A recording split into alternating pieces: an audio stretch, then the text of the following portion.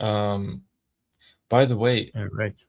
what We are about live. Fox News Oh. clips? Like Yeah, 30 we could. seconds of those. Look at this. Okay, cool. Yeah, for sure. Like, yeah, we could react to those. So a lot is happening. All right. Okay, we are live because we're getting a lot of new updates with regards to the activities that are happening. What do you want to share first? Yeah. Yeah. All right. What Let do me you have? just pull up. There we go. Okay, cool. We can show it to our one viewer. I'm kidding. Share Well, we didn't screen. schedule. We should have scheduled this ahead of time, but we're going to get better at this in the Yeah. future. Yeah. All right. Hi, guys. Sorry we didn't announce this ahead of time. In the future, we will announce these ahead of time. So, let me bring this on screen. Okay, what is this?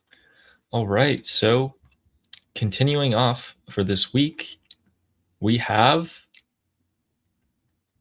something going on in California. And you guys might be asking, why is this in California if it's titled Ghalibaf Statement? Well, I'll tell you. Ghalibaf on Twitter has his person, like the person who types his tweets lives in California.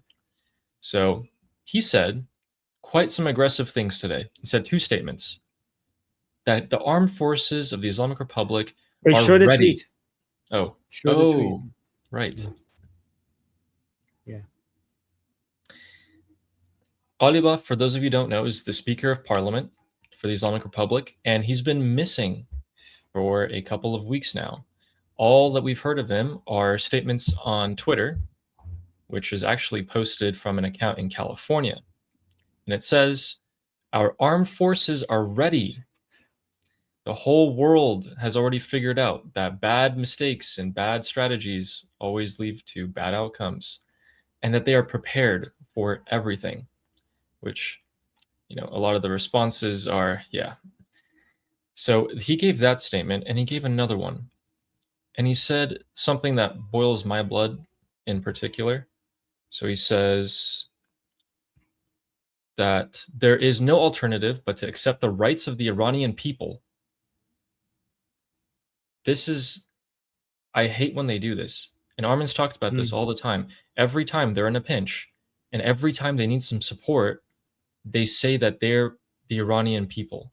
And every time everything's going good, it goes back to the Haydar Islamic rhetoric.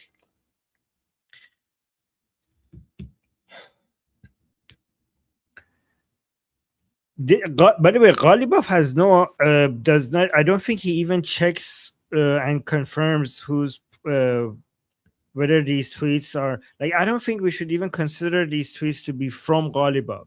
I think Ghalibaf just told whoever in US that is tweeting for him to just go at it and do whatever he wants. That's what I think is happening.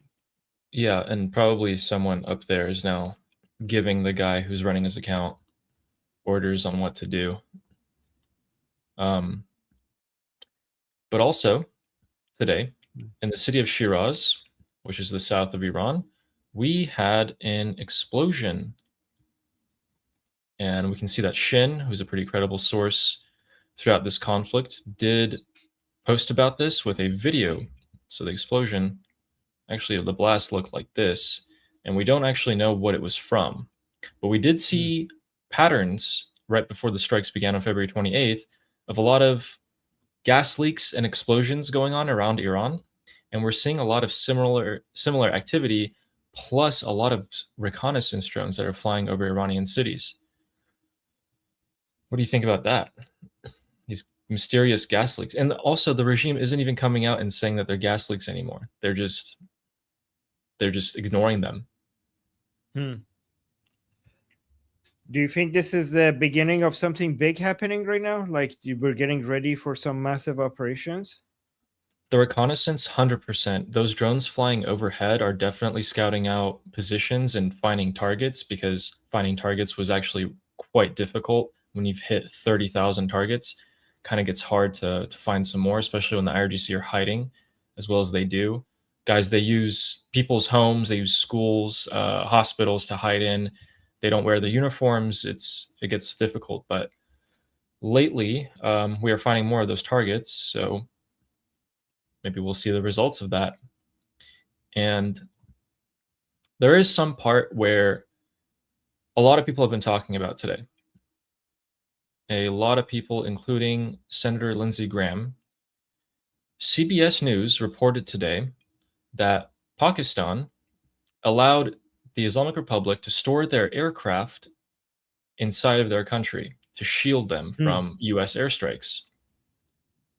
And no one's happy about this. So the close circle around President Trump has been pushing this. Now this comes at it comes right now. I'm not sure right now of all times, but it's quite interesting. So oh yeah. They did state that 2 aircraft in particular were hidden in Pakistan. So the Pakistanis were complicit with this, but at the same time called great allies and, told that they were done a very good job by President Trump. So it says, as Pakistan positioned itself as a diplomatic conduit between Tehran and Washington, it quietly allowed Iranian military aircraft to park in its country, potentially shielding them from U.S. airstrike, sources told Jim Laporta and me, this Jennifer person. Days after Trump announced a ceasefire in early April, Tehran sent multiple aircrafts to Pakistan Air Force Base Nur Khan. Among the military hardware was an Iranian Air Force RC-130, a reconnaissance and intelligence gathering variant of the Lockheed C-130 Hercules tactical transport aircraft. Okay, so here's something. When we talk about Pakistan and their military, one thing we have to understand is that their military is also very fragmented. And they have different people within different military with different loyalties. So we do need somebody who understands the Pakistani military and their intelligence units a little bit more to explain to us what they think about all of this. Like, we need some interpretation of this. Harris Sultan would be a good person to talk to. Yeah. Yeah. And Munir, the field marshal of Pakistan, who's probably the most prominent figure in the country at the moment, is probably pretty embarrassed as a result of this getting out, I would say, because he has been posturing and feeling like he's been playing the Islamic regime and the US, like balancing them, and been in good relations with both of them so far because both of them have been praising him. But now that this is getting out, I mean, I don't imagine him not catching flack for this. So you're right. Someone maybe under him, maybe other commanders definitely went behind his back. But regardless, if you're a country, you should be able to control your people. Right. Wait, there was one thing somebody asked regarding the Ghalibaf person. Somebody asked in the chat, why don't they arrest the guy who's running his account in California? I mean, is there a law that you could use to go after him? If he is directly a member of the IRGC, I think they can get him. But if you're just posting tweets for someone else, probably not. Even if that person, I guess, is Ghalibaf technically labeled as a terrorist by the United States of America? I don't know. I mean, yeah, I guess. I don't know. Yeah. I don't know. So, guys, you need legal experts to be able to answer that. I think basically he's protected by free speech rights and stuff. Yeah. What a shame. Yeah. So, moving on into Europe here, we actually have a story coming from Iran International about a Iranian man who named Ashkan Asadian. And he was there when a terrorist started attacking Jews in London with a knife. And so in this interview, he's going to go ahead and describe how he felt and what he did which we're actually going to show you kind of the footage on the ground of this. So this man was standing here, believed to be a Jewish man, and this person walks up and just takes a knife and stabs him. Oh my God. So you can Oh my see it right God. there. And we can see that he starts jumping after them in an attempt to stop it. So he's going to be, this is him, and he's describing it, chasing after them, stumbling on the street, getting up, and trying to stop this attack, and try to hit him with a shopping cart. And then there's more footage of this, actually. So when the police arrive, they immediately tase him. Do you want to play the whole thing? Yeah, we can. It's like it's almost 3 minutes long. In Golders Green, a Jewish neighborhood in northwest London, an Iranian found himself at the center of a terrorist attack. On the morning of April 29, Ashkan Asadian, a British Iranian who had traveled from Liverpool to visit his family, happened to be in the very place where Isa Soleiman carried out his knife attacks. Asadian recounts how he played a role in stopping the attack becoming deadly. اول فکر کردم یه حالت شوخیه یا چی هست، اصلا شوک زده شدم. همون لحظه دیدم داره با چاقو میزنه گردن این آقا. دیگه چاقو رو تو دستش که دیدم این گفتم 100% یه حمله تروریستیه. که رفتم داخل خیابون منم بلافاصله رفتم دنبالشون که خوردن زمین. حالا نمیدونم واقعیتش، چون لحظه خیلی اون حادثه خیلی سریع پیش اومد، چون قسم این بود که هولش بدم ازش جدا شد. بلند شد رفت سمت همون پیاده رو که این مغازه میوه فروشی هست، رفت داخل. این منم پشت سرش بودم که هی داد زدم که مواظب باشین کسایی که میان میرن این چاقو داره. وقتی داد زدم این اومد سمت بیرون که من وایساده بودم دم در که بیاد بیرون، یا حالا من خواستم با کالسکه که دم در بود برداشتم. So we can get to the tasing part. این بیفته. ولی یکی دو بار که Yeah. So it seems like the police showed up on scene. زنگ زدم به پلیس.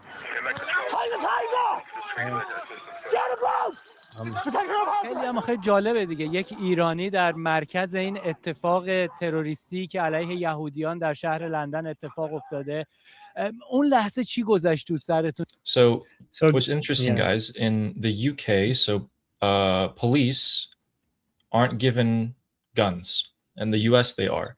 And fun fact, I actually attended police training for a short while and passed all the exams. So one thing that they taught me, which is actually widespread taught, so if someone like this person is standing there with a knife and you're this close and you have a handgun and not a taser, let's just say this was a real gun in your hand, you're probably still going to die. So if they're 21 feet away from you, they will cross that distance within 3 seconds, and usually the amount of bullets that you can put into them is not going to stop them. The adrenaline and the momentum is going to carry them forward, and they will get to you to stab you. So yeah, which, I mean, I can't blame this cop, because I mean, he's probably not given training with firearms for that, but it's just a fun fact for you guys to know. Your first line of defense, guys, is to be aware of what's around you, and your second line of defense is running. Always run. Wait, is somebody saying Ali's not pro Second Amendment? I don't know. Are you? And there's somebody else again. He's a leftist? Question mark. All right. I'm pro Second. I'm an American. I'm pro Second Amendment. Right. Okay, I just don't know how that's gonna translate into the future of Iran. So that's something we could talk about. But I like that. That's funny. I mean, people are gonna make all sorts of assumptions about me.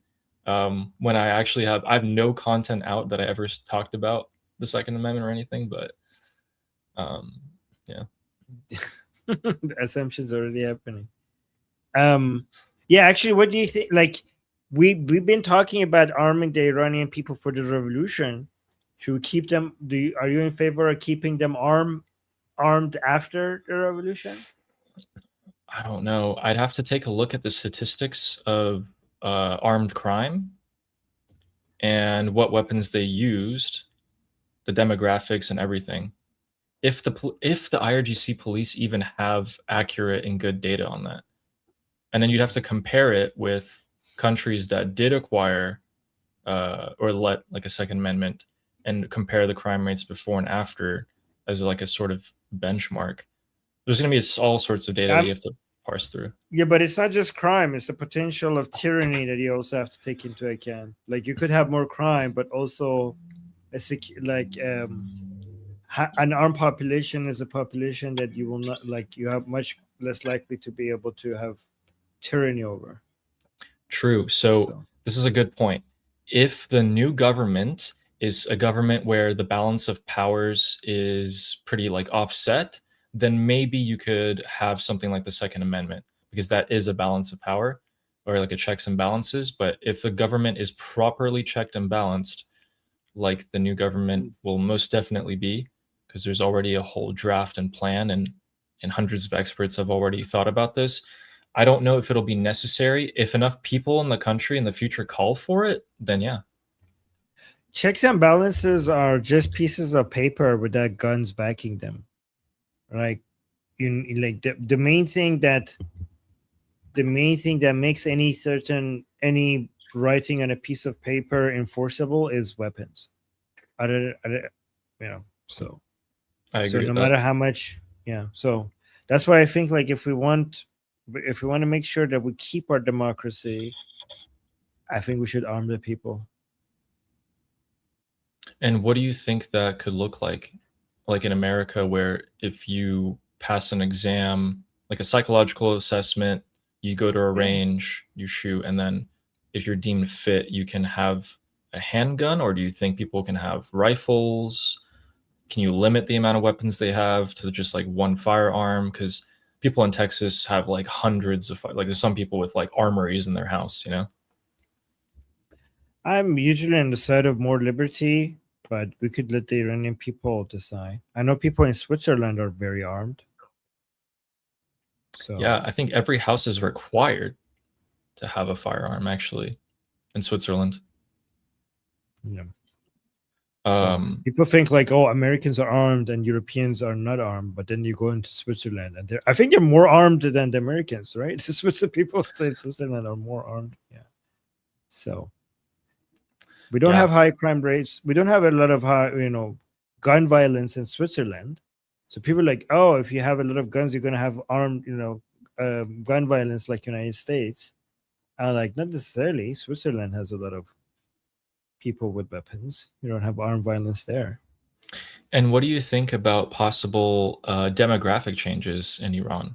Let's say the Iranian borders are opened and there's immigrants that do come in. Do you think that would have an impact on armed crime? Then you need to make sure the Iranian people are armed to defend themselves against a, demographic invasion. Okay. Yeah. Also, if the government is not doing enough, because the government might end up becoming, sometimes because obviously the king is not going to be able to control everything, right? And we might end up with the government that ends up being like, oh no, we shouldn't be racist. Mass migration is good. But if the Iranian people are armed and they're not happy with this, then the government will feel like, well, I need to do something about this before my population does something about it. Yeah, that's such a complicated topic. And guys, by the way, when the founding fathers of America envisioned the Second Amendment, which is the right to bear arms, they were keeping in mind people having muskets, which is a gun that takes like 2 minutes to reload before you fire off a single shot. I don't know if they were accounting for fully automatic weapons 250 years in the future. I think, yeah, but counterpoint, those guns that you're talking about was relative to the power of the state would be the same as a fully automatic gun right now relative to the higher power of the state right now, right? So you're like, oh, those were like, you shouldn't think about the ability of the gun back then. You should think about the ability of the weapon back then relative to the power of the state. So sure, the weapons that the citizens have access to is a lot more powerful, and it's not at all the same weapons that the American founding fathers were talking about, but so has the power of the state. So the weapons that you need access to should be relatively also more powerful. I see what you're saying. So since the United Right. States as a whole is much more powerful now than it was before, so are the weapons, and there's a proportion that's maintained. Yep, the That makes proportion sense. needs to be maintained. Yeah. Speaking of the United States and weapons, I'm going to show you guys this. Let's go back to you. It's quite interesting. Okay, so today, or perhaps yesterday, a U.S. Navy Ohio-class submarine entered the Bay of Gibraltar, which is off the coast of Spain. And this is a nuclear submarine, which is armed with 20 nuclear warheads. And they have surfaced to show themselves, which is really interesting. These are usually not seen anywhere because, as you can imagine, finding a nuclear submarine of the U.S. is operational security. You want them hidden for obvious reasons. So I thought it was really interesting that they showed themselves and were willing to get, obviously photographed, filmed. You can see people standing on the top of the submarine, and perhaps it's to send a message. What is the message? And maybe it's a message to the Islamic Republic that we are bringing in, some pretty heavy equipment. In my opinion, obviously they're not going to use the nuclear warheads, but they could be armed with the Gray Eagles, or was it called the Dark Eagles? Those, we talked about this in the discussion group, but they're missiles that can basically cross the entirety of Iran in about 15 minutes and hit a pinpoint location. And it's at sonic speeds. I think it's like Mach 19, and it's above the speed of sound from when it launches to when it hits. It's not like it reaches sonic speeds at a point of its flight. It's there the entire time, and it's pretty much unblockable. So I think they're going to bring those out for something like targeted strikes. There's really high value targets that you can reach pretty quickly. I don't know if the submarine is armed with them, but I just thought it's interesting that they appeared right now of all times. Wait, but the Strait of Gibraltar, like that's very far away. Like, how is that? Like, where was it before? Was it in the Atlantic and now it's coming to the Mediterranean, and that's why we're assuming it's going to go closer to Israel? Because this is far away from the Middle East. So how is that going to? How is that? Yeah, so I think the Bush, sorry, not the Bush. What was the carrier that arrived off the coast of Israel? The Ford. The Ford took about, I think it was like 5 to 6 days to cross the Mediterranean at like top speed. So I'm assuming the submarine will probably be at similar speeds, maybe not, if a little bit faster. So the main point is that it rarely ever surfaces, it rarely ever shows itself. Yeah, so it's a message, huh? I think so. It could be. Wow, A lot of people were making. Yeah. A lot of people were pretty interested in that. But if we're going to speak about timelines, I think we should talk about Trump's visit to China. So yeah, I was wondering what you think about that. Yeah, so China itself announced today that at the invitation of President Xi Jinping, President of the United States of America, Donald J. Trump will pay a state visit to China from May 13th to 15th, so in 2 days. And people have been theorizing about what Donald Trump and Xi Jinping will be talking about. We know that there's 2 things that they're going to talk about, and we don't know any specifics. We know 2 general topics. By the way, Elon Musk is reportedly going with Donald Trump to China. What? Yeah. So we know one topic is going to be oil. Another topic is going to be China's support for the Islamic Republic. And a third, I'm assuming, will be something along the lines of tariffs, trade, tech. What do you think Donald Trump is going to ask China to do or not to do when it comes to the Islamic Republic?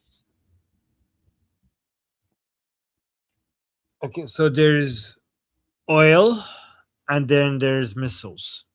Is there anything else China related? Oil, There's missiles. missiles, you're right. Benjamin Netanyahu came out in his 60-minute speech and he talked about it. China was providing missile components. Yes. This, we kind of already knew this. I mean, expected this, but now it has been confirmed by Prime Minister Netanyahu that the Islamic Republic has been giving missile components to the Islamic Republic. This is separate from the other news that Russia has been giving drone components to the Islamic Republic through the Caspian Sea. So both of these are true. Russia is giving drone components to the Islamic Republic through the Caspian Sea, and China has been giving missile components to the Islamic Republic through I don't know what route.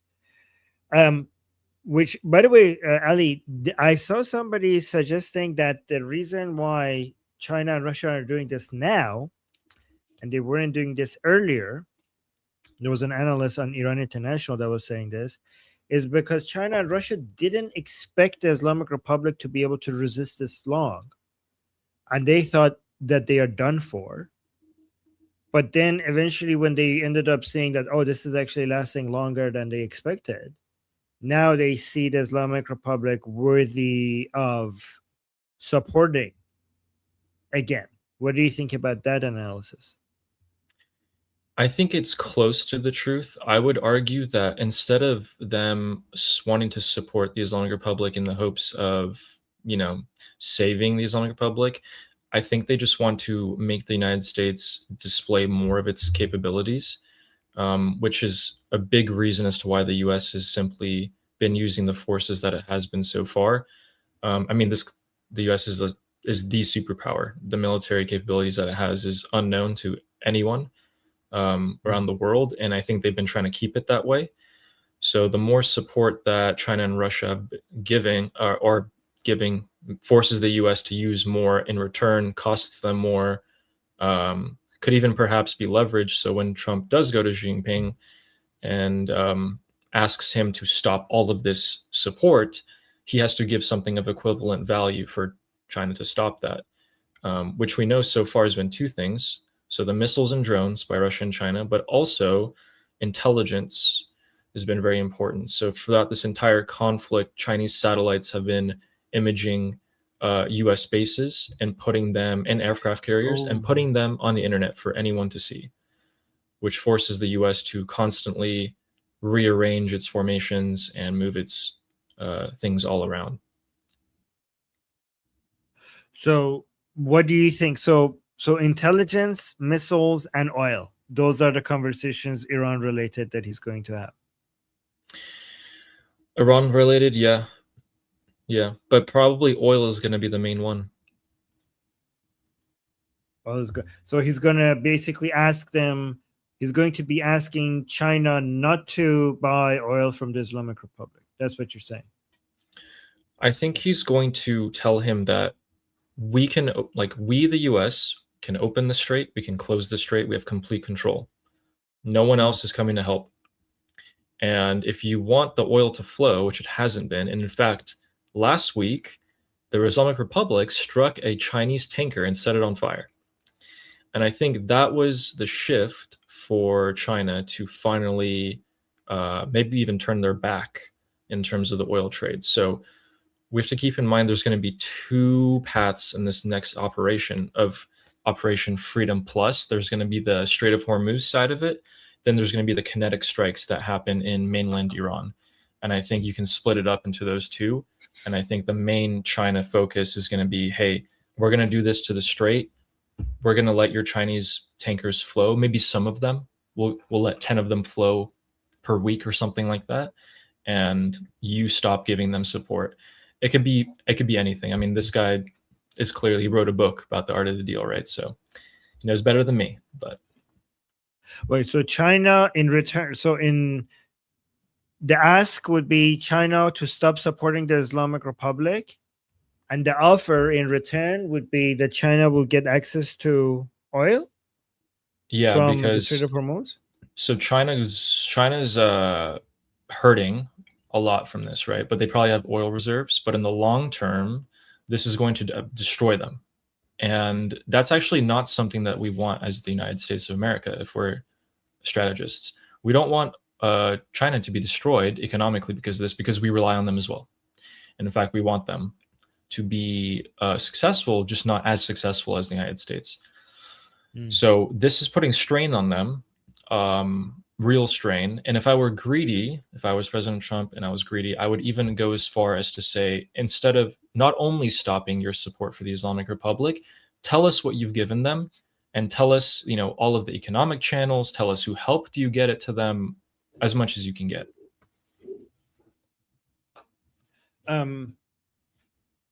Yeah, I don't know if China is going to do that though.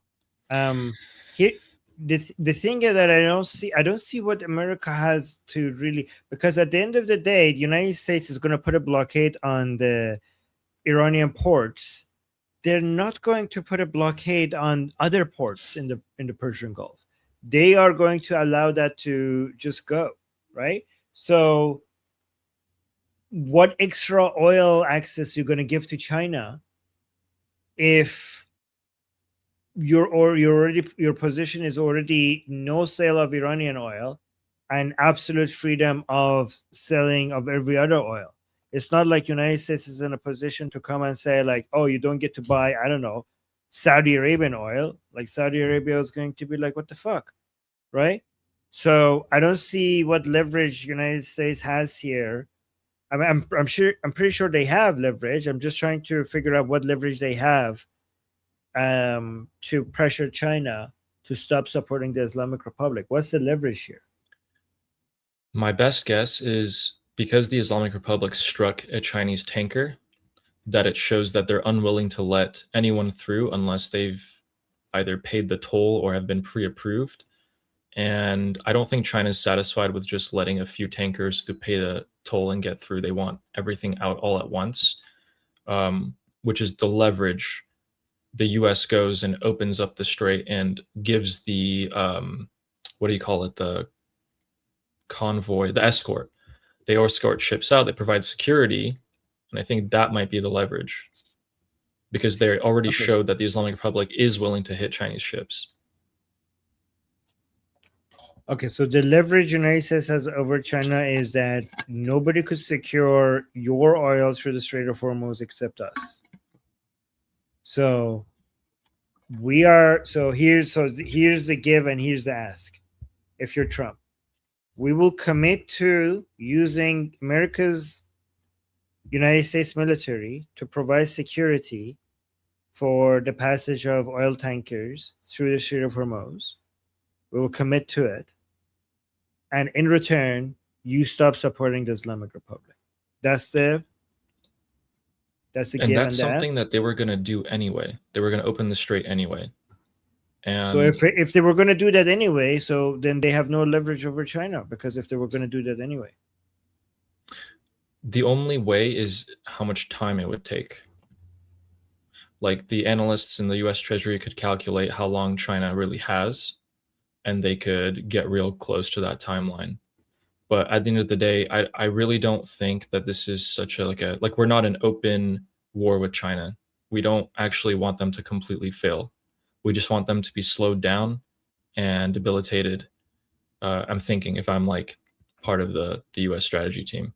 So the leverage is not foolproof. If I'm a Chinese person making the negotiating deal, I'd be like, well, exactly. You're going to have to open it up anyway. Why not just wait? And the US counter argument is like, well, the longer you wait, the longer you suffer. But also, if you want to wait, fine. When I open up the strait, I'm going to put your ships in the backlist.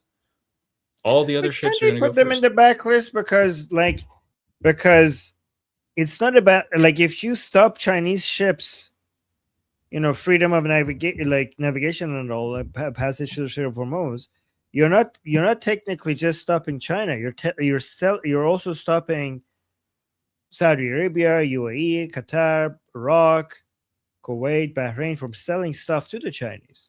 I don't know if they want to do that. You know what I mean? Yeah. So I think it's just a balance game. But I think in terms of this oil part, what I'm saying could be just completely baloney. But there also could be more components to it that I don't know about that would make it true. Like I don't have access to any information other than what's available online publicly. Yeah, maybe maybe tariff removals, huh? Tariff removals in exchange for in stopping the support of the Islamic Republic. Somebody. Could also be maybe buying U.S. oil. Oh, discount on U.S. oil. I don't know. Yeah. I don't know. I mean, this is so hard. This to figure out what's going to go on between Xi Jinping and Donald Trump it's impossible because they have teams of thousands of people working for them to create any possible point that they could bring up. So, yeah. So, guys, help us out in the chat. What leverage does President Trump have over the Chinese? Yeah, so yeah, China has one of the largest strategic stored oil reserves. Yeah, it is the largest, but it's not going to last them forever. Like I don't know how long that's going to last them. But yeah, they do have that. That's why they could. That's why they could tolerate this pain more than most countries, but they can't tolerate the pain as much as the United States can. Look at this, right? The United States is like, yeah, what war? Look at this. Year over year, we're up 26% S&P 500. This is record highs. It's like it's as if it doesn't care about oil prices at all. This is when the war started, and this is like fuck you to the war after. So United States could be like, yeah, we don't care. If we open the Strait of Hormuz, it's going to be a favor for you. Could you click on the year to date? Okay, year so to date we're is like 5 so months in. arbitrary. Like, yeah, okay, 5. So we're 5 months in, and I think the average the S&P does is, I think it's like what 11%. 12 historically, 11 12%? to 11 to 13. Yeah, Okay, but so let's just say 12. So we're already over half of that, and it's been 5 months. Do in. 6 months instead. 6 months, 8, so 16. But that 12 months is insane. I mean, it's crazy. Yeah, this one is 26 is crazy. Oh, we got a super chat. Let's respond. Oh, somebody. Okay, here. Clown World is saying the leverage is cutting off the discounted sanction oil with the blockade and the Venezuela takeover. China has been buying it for years. Expects it. Okay, so I don't know if that's a leverage because what would be the offer from the United States? So yes, China is hurting, right? Because it doesn't have to the 10% discounted oil that the Islamic Republic used to give it. So that's correct. But the United States offer cannot be, oh, here, you could have that discounted oil from the Islamic Republic back. You know, that's obviously something that the United States would not offer because that would mean funding the Islamic Republic. So it would only be a leverage. So you're right that China doesn't like the fact that he doesn't have access to the discounted sanctioned oil by the Islamic Republic. But it doesn't work as a leverage for United States because United States would not be offering that back to China because United States would not, because offering that back to China means a major source of revenue for the Islamic Republic, which doesn't make any sense, right? Do you get what I'm, Ali? Did I explain that well? I don't know if I. No, I get what you're saying. So right there, I feel like we're only 1 or 2, maybe 3 missing links away from understanding why President Trump has played out the situation of the Strait of Hormuz the way he has, why it wasn't the #1 priority from the get-go, even more so than the kinetic strikes. Maybe we'll figure out in the coming months And when it's all over, I can't wait to see all the information that comes out afterwards. We can go back in our stream and be like, that was us. We talked about that. Yeah. Yeah, exactly. So look at this. Channel 12 of Israel is reporting that Trump leaning towards resuming Iran war. Official tell Israel's Channel 12. So US President Donald Trump is increasingly inclined to order a resumption of military operations against Iran in some form because of frustration with Tehran's conduct in negotiations, Israel's Channel 12 reported, citing US officials. One administration official was quoted as saying Trump is going to hit them a bit. Oh, look at this. Trump is going to hit them a bit. Okay. Another senior official said, we wanted an agreement, but now everyone understands where this is heading. Officials talking to Channel 12 said Trump had hoped to reach a deal, but was surprised. Look at this, was surprised. So a lot of people, what do you think? Was Trump surprised? Because this is two different theories people have about this. Some people say like, Trump already knew everything, how these people operate. But many other people suggest that, no, it's like Iranian people like Prince Reza Pahlavi, the Iranian people, Marco Rubio, Prime Minister Netanyahu, they understand that the Islamic Republic would not be capitulating to them, to the Americans. But this is something that President Trump is only learning now with his experience. So it's like, yeah, go on. I think the only thing that surprised him is how stupid they are. Right. I think he's genuinely shocked at how stupid these guys are. He had no idea that he's been talking about Iran for 40 years, something like that, like since the 80s. There's like an interview of him. And I think in his mind, Iran was a great adversary. And when he's face to face with them, he just finds out that they're a bunch of idiots, and everything they've done is digging themselves a deeper hole. And he's just surprised that they have played. Like, have you ever played against an opponent in a game where you don't know how to play against them because you're used to playing against people with brains, and they're just so bad at the game and they make such unexpected moves that you don't know how to deal with it? I think maybe that's what he did, because Marco would have told him a billion times and really pushed it. And he loves Marco. He listens to them. He would have pushed it and been like, listen, I'm telling you that these guys are not going to listen to you no matter what you say, because of their ideology, because of everything.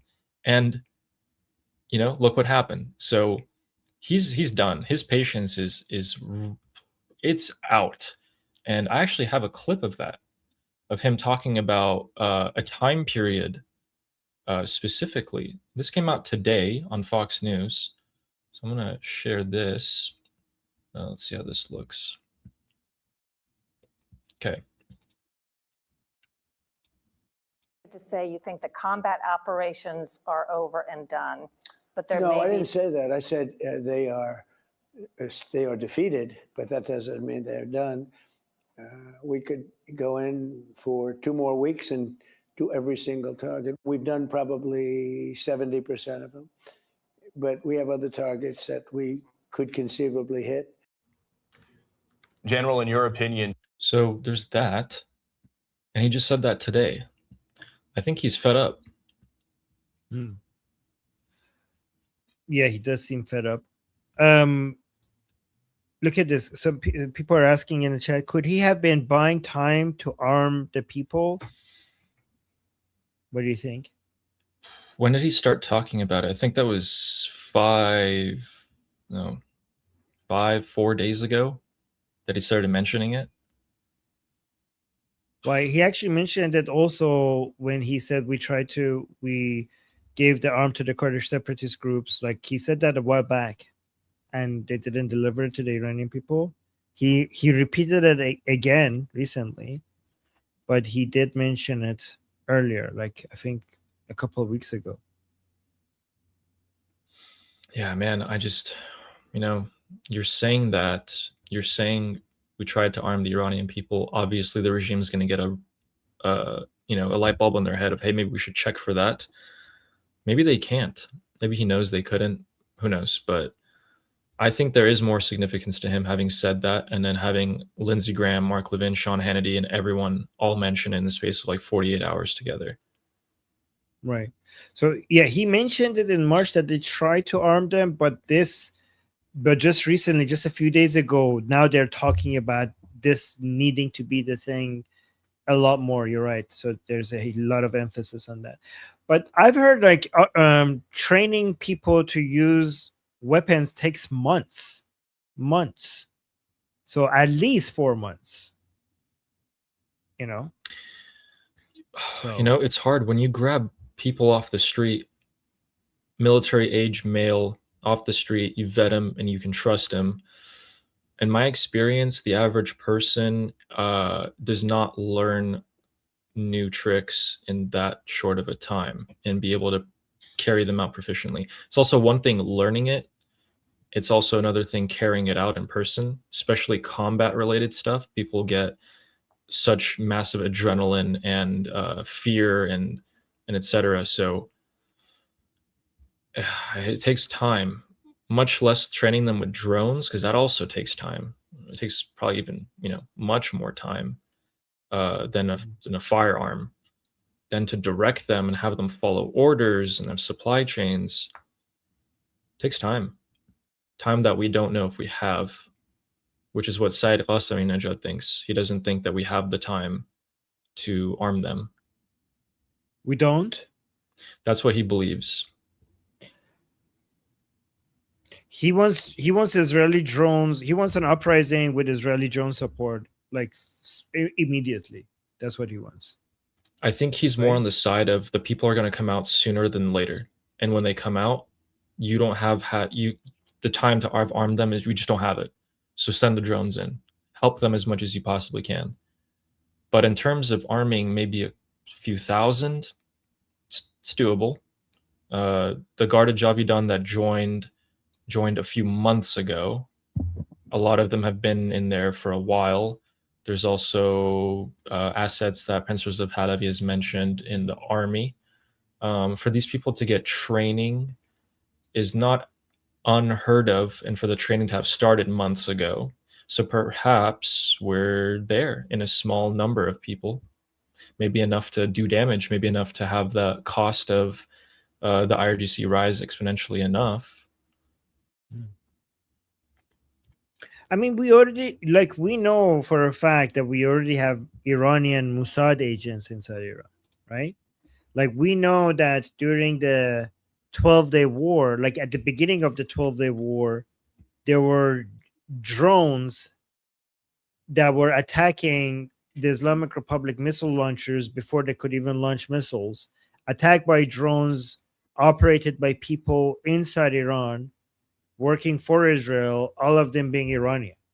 So Israel already has experience training Iranian people inside Iran, very effectively training them and using that to attack Islamic Republic assets. But that is like on a very small, highly trained special operations, tactical, units for a specific mission, some 007 kind of stuff, right? Not like an army. But yeah, I don't know if that's going to be able to scale that to create an army. Put yourself in the shoe of a commander.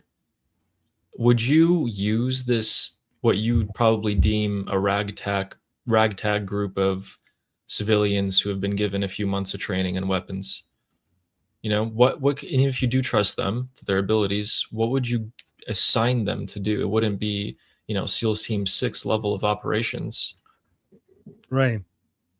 I mean, what did the opposition in Syria did against Assad army after they were trained by the Ukrainians? So I want to know basically how long that took. 7 months, I think. You could double check.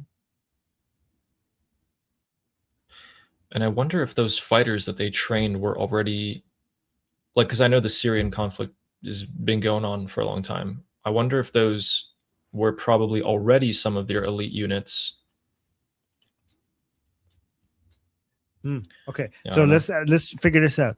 How long did it take Ukrainians to train the opposition against Assad in Syria in how to use drones against Assad forces? And were these people already somewhat trained and had military experience, or were they starting from scratch? Look this up. Give me a short response. So let's actually get that going while it looks that up. Okay, somebody's saying, please let's not underestimate the Iranian people's high intelligence and the fact that many know how to play video games. Okay. Yeah, I mean, yeah, I mean, we're not underestimating it, but it still requires training, right? So here, according to reports from late 2024 and early 2026, Ukrainian military intelligence HUR sent approximately 20 experienced drones operators to Idlib to train Syrian opposition forces in the months leading up to the fall of the Assad regime. Key details: training duration while cooperation was reported as early as mid 2024, the final intensive surge of training and equipment delivery, about 150 FPV drones, occurred approximately 4 to 5 weeks before the December 2024 overthrow of Assad. 4 to 5 weeks. Does it say anything about who they trained?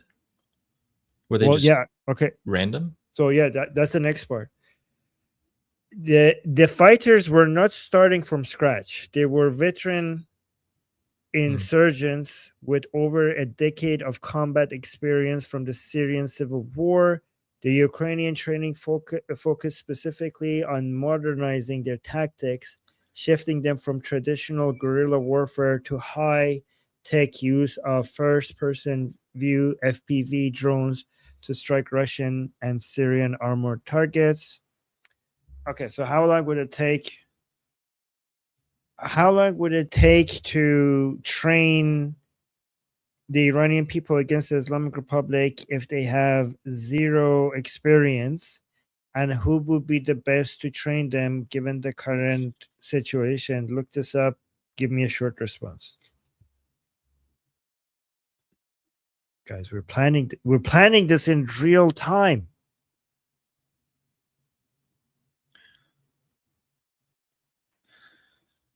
President Trump posted on his Truth Social that I'm very much looking forward to my trip to China, an amazing country with a leader, President Xi, respected by all. Great things will happen for both countries.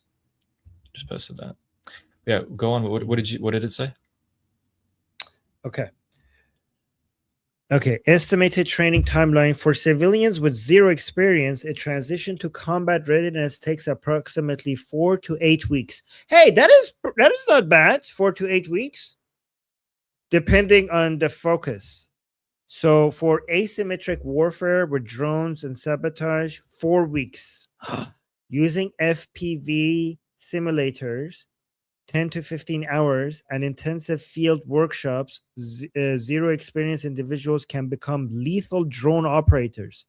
This mirrors the timeline Ukrainian intelligence used to train Syrian opposition in late 2024. Okay, so it says, yeah, I mean, the comment that I highlighted is not far off. This is kind of like video games. Like, if you just only need to get, it's not that hard to figure this out. I think within 4 weeks you could get the hang of it. Right. Then the question would be how many drones we could provide for them to use. So the Ukrainians gave them, the Syrian opposition, 150. 150. Okay, but this is what's harder, I think. Hold on, let me see. So for drone, it takes only 4 weeks. For urban combat and tactics, that will take 8 weeks. This is the standard timeline to move from basic firearms proficiency to coordinated small unit urban maneuvers. So, we could focus on drones. if it takes 4 weeks? Oh, and also another thing that you need to teach them is decentralized leadership. Training people to organize without a central head to avoid regime decapitation is a psychological and structural shift that usually happens and concurrently with tactical training. So who are the best potential trainers? First one, as I expected, Ukraine. Second, Israel. Third, the Iranian diaspora. So given the current 2026 conflict environment, the following are the most efficient candidates. Ukraine, the HUR, currently the global leader in low-cost, high-impact asymmetric warfare. The recent deployment of 200 specialists to the Persian Gulf in March 2026 and their successful training for export model in Syria make them the primary choice for teaching Iranian dissidents how to neutralize IRGC armor and surveillance. So that's candidate number one. Candidate number two, Israel with Mossad and IDF. Following the February 2026 strikes, Israel has the most advanced intelligence and direct interest in regime collapse. They are best suited for high-level sabotage, cyber warfare, and clandestine logistics. So, and then the third candidate is the Iranian diaspora, vanguard groups, experienced former military officers and activists within groups like, oh my God, that's a horrible suggestion. It's saying INC and NCR. That's a horrible suggestion. That is the MEK that's like, no. That is like, I'm pretty sure that's horrible suggestion. So nope. Let's cross that one out completely.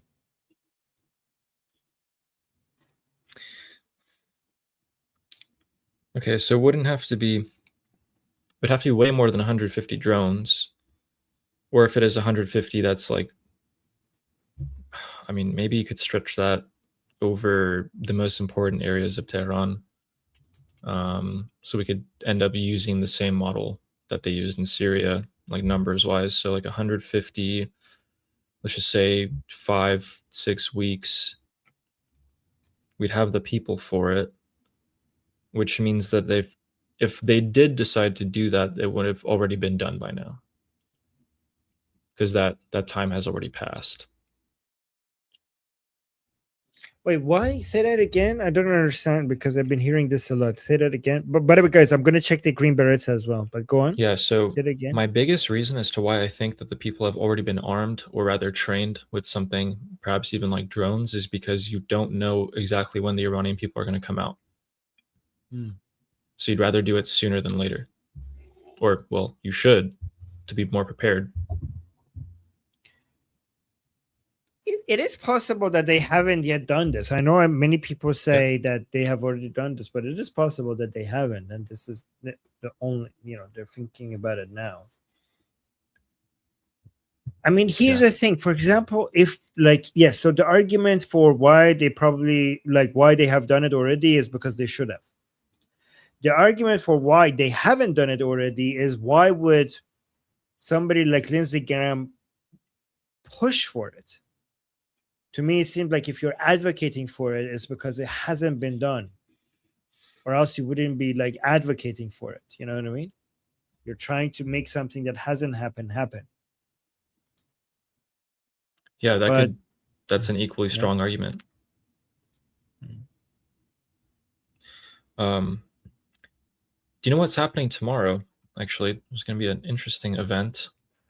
Before you go to that, let me answer with the Green Berets as well. So the Green Berets, U.S. Army Special Forces, are the world's premier specialists in unconventional warfare, specifically designed to infiltrate denied territory and organize, train, and advise indigenous resistant forces. Oh, wow. They seem to be exactly made for exactly this. So strengths in an Iranian context, force multipliers. Their primary mission is to turn civilian population into functional guerrilla army. Unlike direct actions like the SEALs, Green Berets are trained in language and cultural immersion, making them highly effective at building trust within a local population. They specialize in teaching small unit tactics, clandestine communications, and sabotage. If the goal is a long-term sustainable insurgency rather than just a quick drone strike, they are the gold standards. Logistical, okay, they excel at setting up red lines, clandestine supply chains to move weapons, medical supplies, and personnel into contested areas. But here's the limitations. Okay, so number one, limitation, political escalation. Deploying Green Berets to train Iranian carries massive act of war implications for the United States.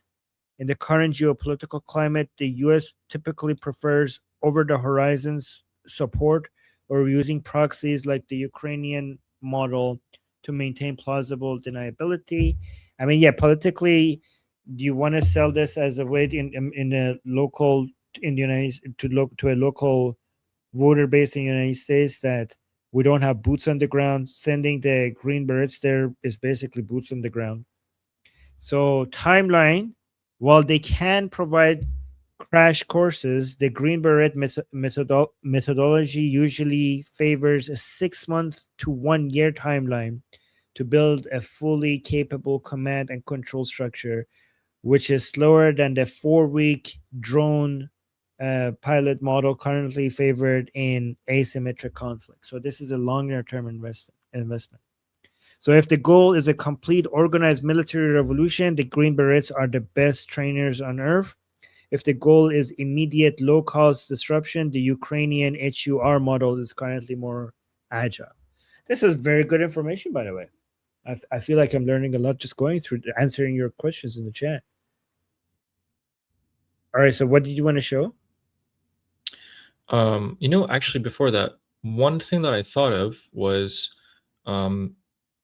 if the IRGC do get defunded to a point where they do have that force that's just enough to suppress the Iranian people, what do you think about the Artesh doing something at that point?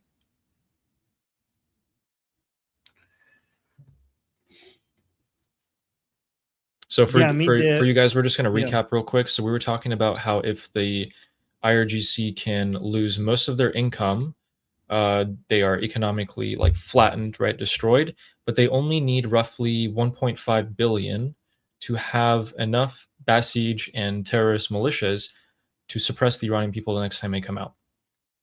And that's why I'm asking, maybe if they're that low in number and they're already beat down to that point, would the regular army of Iran do something then? Well, I saw this video that Imtiaz Mahmoud posted. I don't know where this is from. Tell me if you've heard this anywhere, because tell me if you could verify this information. Let me just play this. Did you know Iran actually has 2 armies? And right now they may be turning against each other. One is the IRGC, the powerful revolutionary guard that protects the regime. The other is the Artesh, Iran's regular national army. For decades, these 2 forces operated side by side. But now, reports suggest something is breaking inside Iran's military. According to multiple reports, Artesh soldiers are facing extreme shortages. No food, no water, barely any ammunition, and almost no medical support. And when wounded soldiers needed evacuation, the IRGC reportedly refused to transport them. Instead, they prioritized moving missile components. At the same time, something even stranger is happening. Some Artesh soldiers are simply not showing up for duty. And even IRGC members have reportedly abandoned their posts. Iran's leadership was forced to threaten its own elite soldiers with treason charges just to keep them in uniform. Did you know Iran... So have you seen any confirmation of anything this guy just said? We heard these while the conflicts were ongoing. But in terms of, like, I can't verify any of that firsthand, obviously. I could only tell you that there were a lot of reports about it, especially the hospital thing. Not only prioritizing moving like missile components, but if the Artesh soldiers did get injured and show up to hospitals, they were just simply denied entry and told that it was reserved for the IRGC. The food is also true. The ammunition is particularly true. Now, the danger of the Artesh being crippled like this is that Iran shares borders with a lot of different countries, some of whom are particularly eager to perhaps take a part of Iran. That's something that we actually brought up in the discussion group. Wait, so let me actually check this. Is there any evidence for conflict between the IRGC and Artesh in Iran ever since the beginning of Operation Epic Fury? Look this up. Give me a short response. Let me see if I got that right. No, not Artesh. Artesh. Okay. So I could let that going for a while.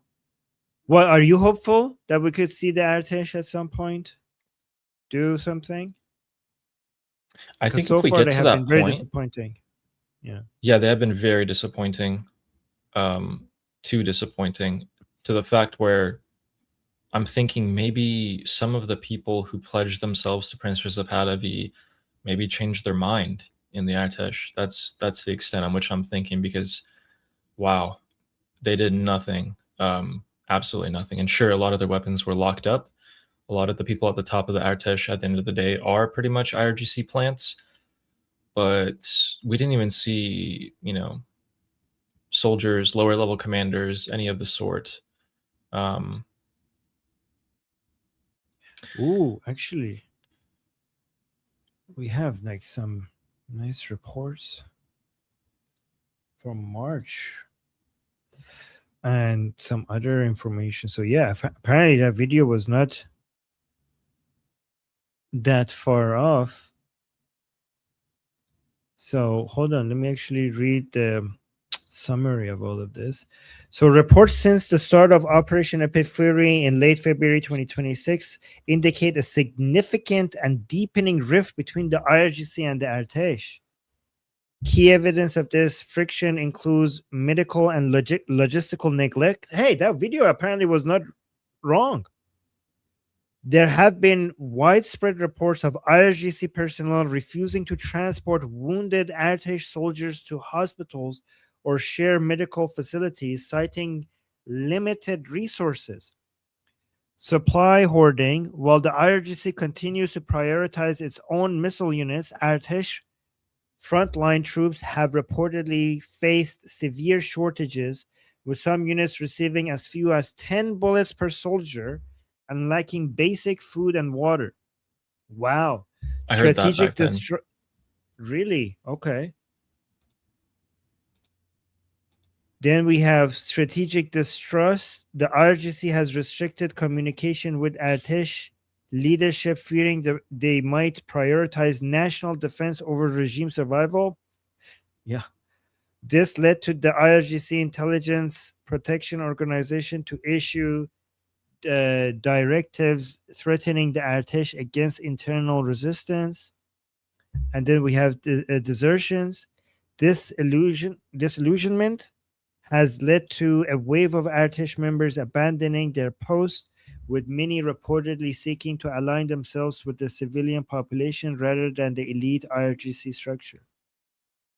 The conflict has essentially shifted from a long-standing institutional rivalry into a visible struggle for resources and loyalty amidst the ongoing pressure for the operation. So, yeah, that will give us access to hopefully a huge number of already trained Iranians within the Artesh that maybe at some point they could rise up against the regime. Are you hopeful for that at all? I think personally they'll only do it if everything is happening all at once. So Israeli-US kinetic strikes, Hormuz is taken out, people rise up, Artesh comes in, funding is cut. I think if you put everything all at once, then the Artesh will be out. Remember, Israel also has long-term plants, assets that they've had in Iran for a long time. They just didn't use them yet. So It would be really amazing to see what those guys are, actually. I would be really curious to see who in the regime possibly, because, you know, I love that the theory is, right, you haven't hit any of the Artesh commanders or the generals because you want them alive, but what if some of them really, like, what if that was the focus of Mossad, the army, from the very get-go? Maybe some What do you people in mean? there are, you know. Oh, And the thing is, if you hit some of them and you don't hit the others, well, now it's super easy to figure out who's sus. But if you don't hit any of them, well, now they're all under suspicion. So now you got to waste double the time to figure out who's the spy. That could be something. You could also cause a, maybe you're saying that these people, the Artesh, so guys, you can see IRGC people have been targeted a lot and killed, and nobody from the Artesh has been targeted and killed. So you're saying that these are Mossad spies? Is that what you're saying? I'm saying that at least some of them may be, and the reason why they all haven't been hit is that, like, you know, if you do kill some of them, then it's easier to find out who actually is the spy because there's just less people. Right. Oh, you're right. So you could be like this guy is the spy and that guy is the spy, but you shouldn't kill any of them, because if you start killing them, then they could identify who's the spy. Right? Yeah, okay. But now they're all under suspicion. Yes, or maybe none of them is a spy, and by not killing them, you're actually causing division between IRGC and the army, because the IRGC is wondering, like, hey, wait, why is nobody here dying? All warfare is based on deception. Sun Tzu said that. Oh, really? He did. Okay. Hold on. Let me see. By the way, the U.S. State Department declared that there is a reward of up to $15 million for any information that disrupts the funding of the IRGC.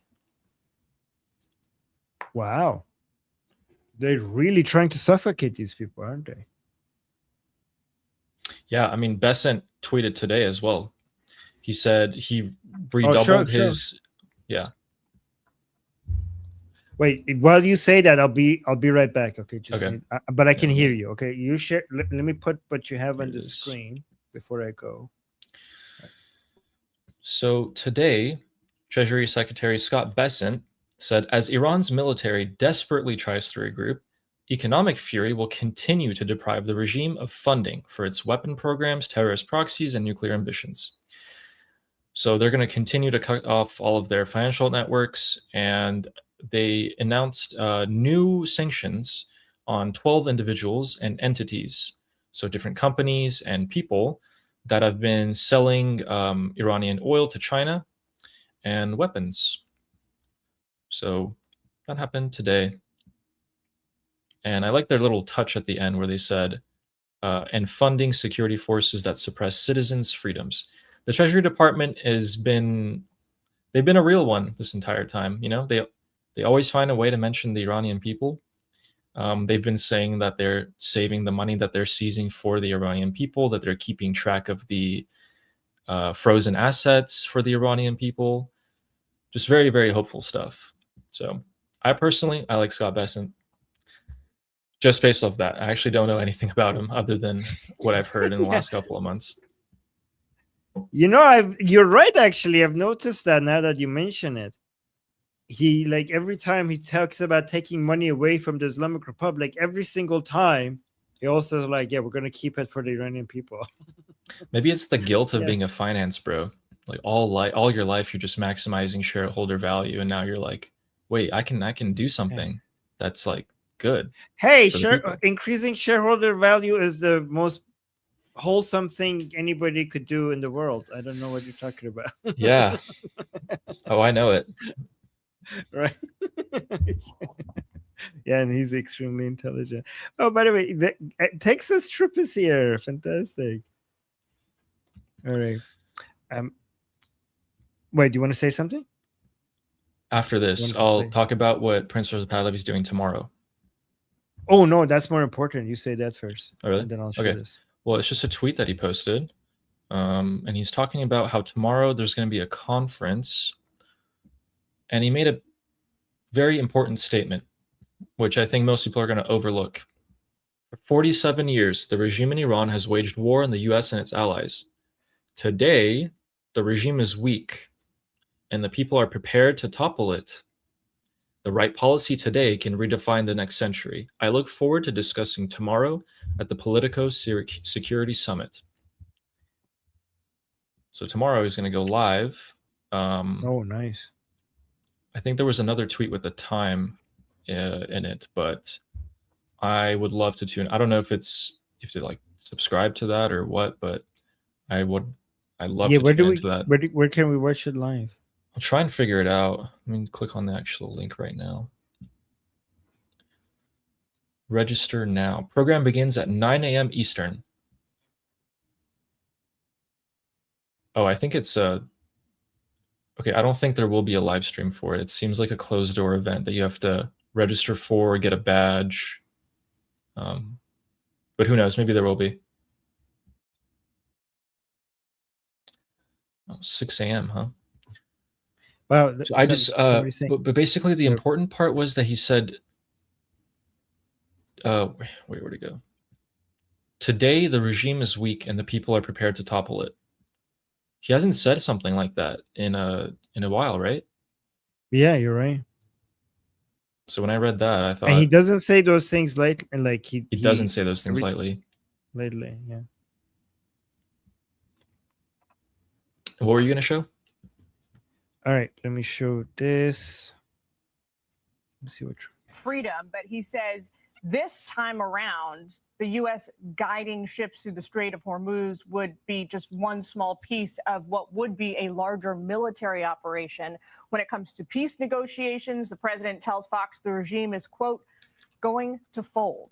Joining us now is senior correspondent Benjamin Hall. He's host of the new Fox. Okay, so President Trump said that the regime is going to fold here. And then let me see here. Yeah, John, good afternoon. President Trump giving new insight on his thoughts about the ceasefire agreement and the Iranian response to the U.S. proposal. Unbelievably weak, I would say. I would call it the weakest right now. After reading that piece of garbage they sent us, I didn't even finish reading it. They said, I'm not going to waste my time reading it. I would say it's one of the weakest right now. It's on life support. They understand these are all medical people. Dr. Oz, life support is not a good thing. Do you agree? Bad prognostic. I would say the ceasefire is on massive life support, where the doctor walks in and says, sir, your loved one has approximately a 1% chance of living. Yeah. President Trump also reacted overnight to the Iranian response, calling it totally unacceptable. The president said in part on Truth Social, for 47 years, the Iranians have been tapping us along, keeping us waiting, killing our people with their roadside bombs, destroying protests, and recently wiping out 42,000 innocent unarmed protesters and laughing at our now great again country. They will be laughing no longer. Iranian state media reported the response included security of the Strait of Hormuz and an end to the war, but did not address the key Trump administration demand to address Iran's nuclear program. Israeli Prime Minister Benjamin Netanyahu echoed a similar sentiment in an interview over the weekend, saying the war isn't over yet because Iran still has nuclear material. The Wall Street Journal reports that the latest response doesn't resolve the U.S. demand for commitments in advance on the fate of Iran's nuclear program and its stockpile of highly enriched uranium. Nuclear issues would be negotiated over the next 30 days, they said. Iran proposes to have some of its highly enriched uranium diluted and the rest transferred to a third country, the people said. A spokesperson for the Iranian Foreign Ministry claimed the response was not excessive and that the United States continues to have unreasonable demands. We did not ask for any concessions. The only thing we sought was Iran's legitimate rights. I leave it to you and to our people to judge whether Iran's demands were excessive. Iran's call for an end to the war in the region.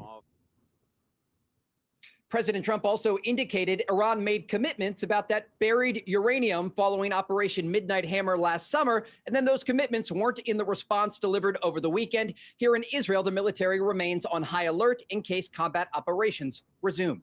John? All right, a lot more on this ahead. Trey Yingst for. All right, let me just show. Oh, yeah, you want to say something?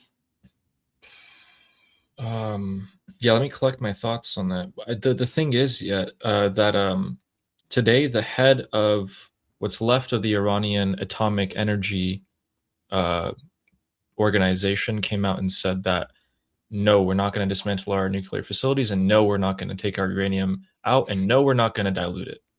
And that proposal was it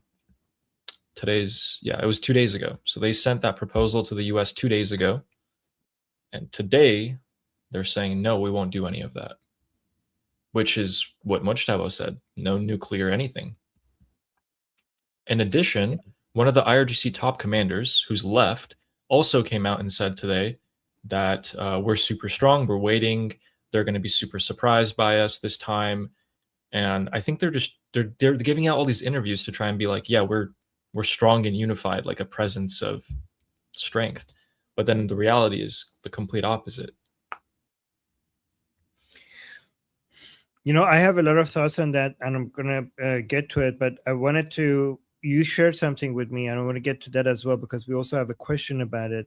There are two questions in the chat. One of them is not about this. One of them is saying, "How come Lior is saying, how come I am not able to send a super chat? You're on Ali's channel, and Ali's channel has not been yet monetized. We're getting him to 1,000 subscribers so that he could monetize soon. And guys, on my channel, here's Ali's channel. Please go ahead and subscribe to Ali's channel. I put the link in the chat so that we could get his channel to 1,000 subscribers so that he could monetize it. And Lior, thank you so much for wanting to support us. And then we have this one, which is relevant to what you sent me, Ali, and this is what we wanted to talk about, right?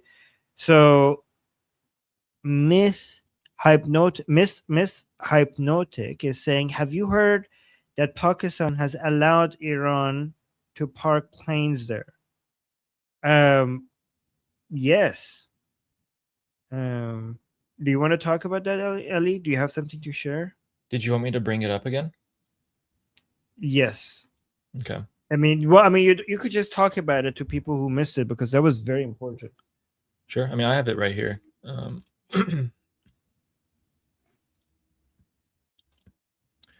All right, guys. So this is what the person in the chat is talking about.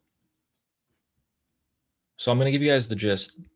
So Pakistan has been playing both sides, essentially, okay? And we don't know if this is because they're fragmented or whatnot, but essentially they're playing themselves as a mediator and trying to establish these talks. Like we saw them go all out on the PR for Islamabad talks. And then they're telling the US, yeah, we guys, you know, we're super with you guys, this and that. We want to come to a end of the conflict. And then to the regime at the same time, they're like, yeah, we're going to help you guys get an end. We're going to give you favorable terms. So they're double crossing the US by basically letting Islamic Republic Air Force park their planes inside Pakistan, which began in April. So this has already happened, so that they aren't striked and targeted by the US. And at the same time, they're kind of double crossing the regime because they're actually sending troops and equipment to Saudi to strengthen ties with them, which has been a target that's been hit by the Islamic Republic. I don't know what they're doing. Not sure if they do. Okay. I'm going to say something that a lot of you are going to hate me saying, but we're just trying to consider everything, okay? Oh my God, this is going to sound really bad. Okay, if not me, somebody is over here and he's asking me to tell you this, okay? He's saying that, what is it? Okay, he's saying that if you want to consider defending General Munir and Prime Minister Sharif of Pakistan, I'm not saying that, guys, okay? I'm just trying to consider this guy's perspective, right? And you tell me what to tell him, okay? If somebody wanted to see things from their perspective, the Pakistani military is very fragmented and has different segments of it with people that are loyal to different things, right? So within Pakistan's army, we have segments that are very friendly with United States, very friendly with Saudi Arabia, very friendly with ISIS, very friendly with Al Qaeda, very friendly with the Taliban, okay, very friendly with the Islamic Republic. So how could that be? Is because Pakistan's army is not a monolith. There are different people with different levels of influence that have different agendas. We have ISIS supporters, we have Al Qaeda supporters, we have Taliban supporters, we have people with deep connections with to the IRGC. We have all of that. We have many people within the Pakistan's army that consider United States to be a major ally. So, what do you think, Ali? How would you respond to that? There's even some that are anti-Palestinian. And remember, as Haris was telling us, that there were Palestinian protests in Pakistan. They were everywhere in the flag, and the Pakistani police just opened fire, or I think it was the military. I'm not sure. Yeah, these guys, I think they like and hate. They love and hate everyone at the same time. I don't know how Munir, the field marshal, basically the head of the military of Pakistan, I don't know how he keeps them all under wraps. So, but there must be some sort of way, because he was able to get to the position that he was. So, well, the chaos is also a blessing, in the sense that the chaos in Pakistan, all of this lack of cohesion, means that the Americans need to provide aid to the US military to be able to keep all of this together, right?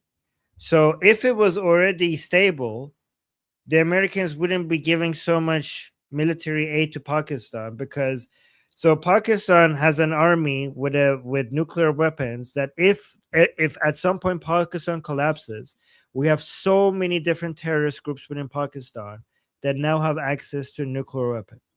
And this is why America is in a forced situation that needs to continue to pay Pakistan's army military aid for that whole thing not to break apart. So the chaos means that so many people within Pakistan's army are getting so rich from US military aid, because without them, we're going to have jihadis having access to nuclear weapons. So that's the thing. It's a strategy of containment. Yeah. The question of Pakistan remains, in the grand scheme of things, it remains the same. How much can they help the Islamic Republic? And what is that help?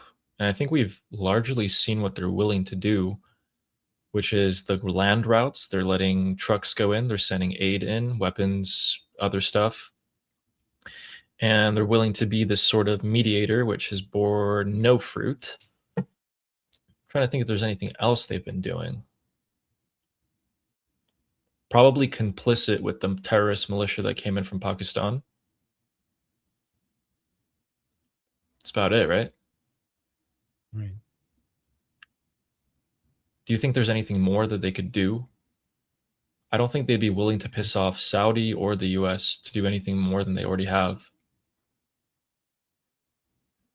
Wait, so we're talking about Pakistanis pissing off, like, what are they doing that piss off the Americans and Saudis? Is that the question? We're talking about what could Pakistan do more than what it's already done to help the Islamic Republic? Did you already include the land route to sell their oil to China? Yeah, the land route, oil, weapons, maybe letting the terrorist militias go into Iran. Allowing terrorist militias to leave Pakistan to go help the Islamic Republic. The Zainabiyun militia from Pakistan. Right? Yeah.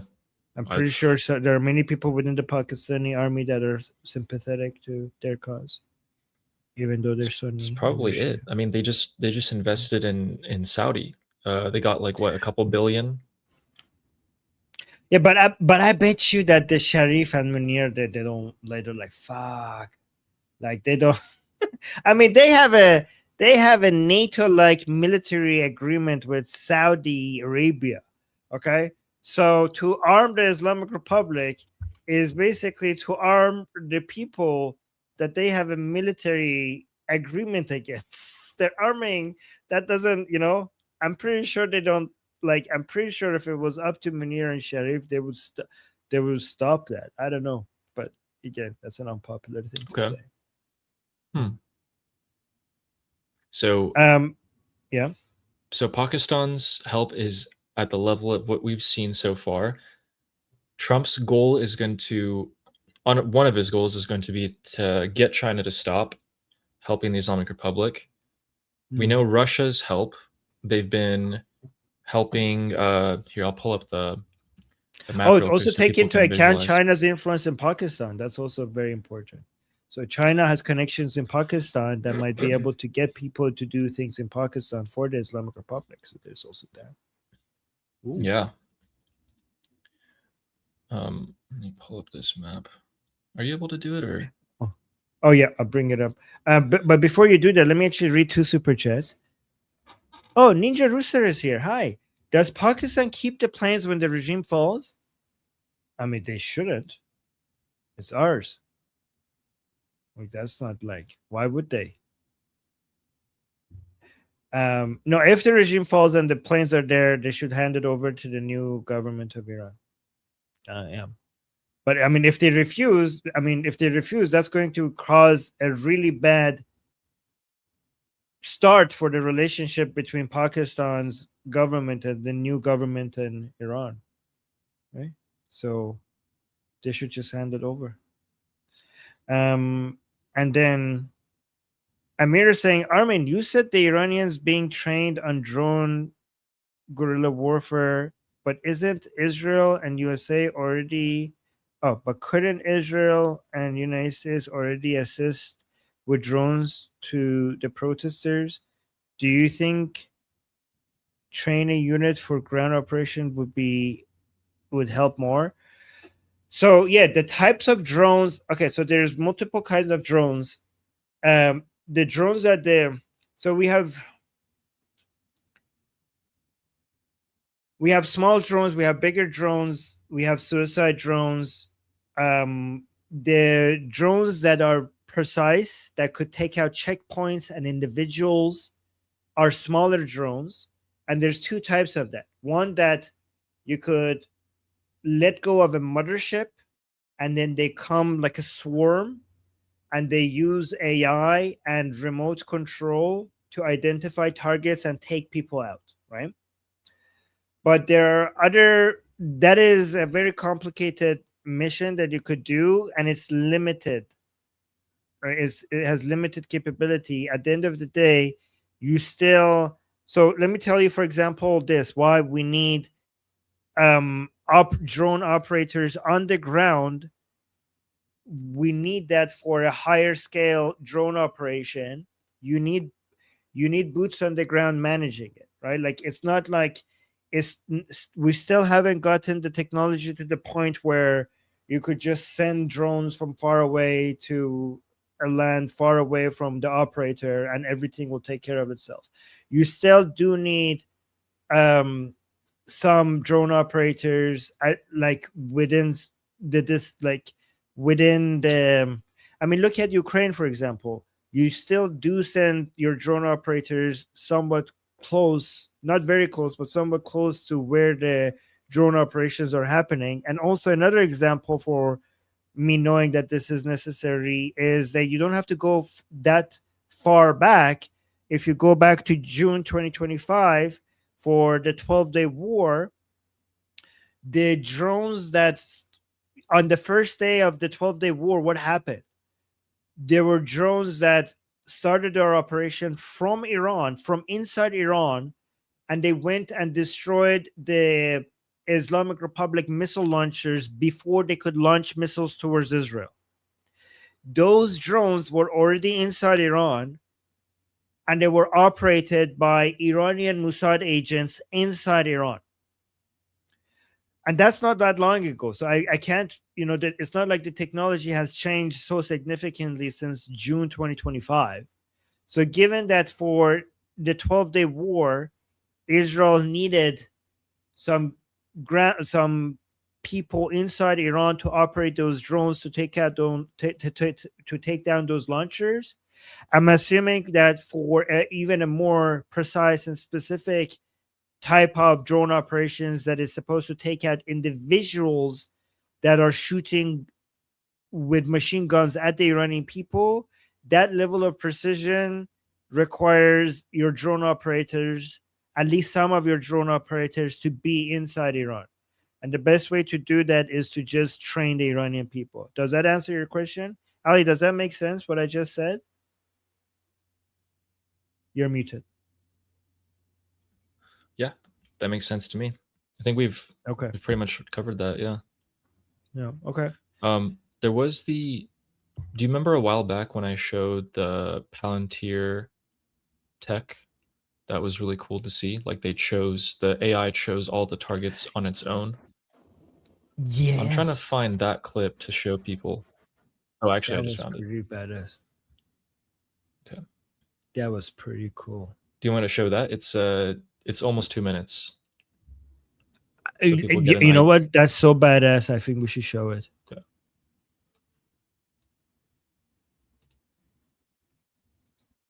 Ooh, look at that. Yes. Guys, look at this. This is so crazy. This is Maven Smart System. Palantir's software as a service product that we are deploying across the entire department. As you can see, it's not just one data feed, it's multiple. And instead of having 8 or 9 systems for those decision makers to look at every single day in order for them to make decisions, you then fuse it into a single visualization tool. The single visualization tool allows you to select, deselect different types of data, look at different approaches to data, but more importantly, action from the same system that you're trying to develop your workflows around. Once you have a detection that you want to actually move into a targeting workflow, for example, this is what we do. Left click, right click, left click, magically, it becomes a detection. That detection then gets moved into a workflow. This is standard digitized workflow, but I want to walk you through it quickly. You have different types of targets that are identified on the left there. Every single column produces a different type of decision-making process. Once you have that decision and you're trying to actually action that process, we now move into COA generation, course of action generation, where we are automatically, via a number of factors, trying to identify what the best asset to prosecute a target looks like.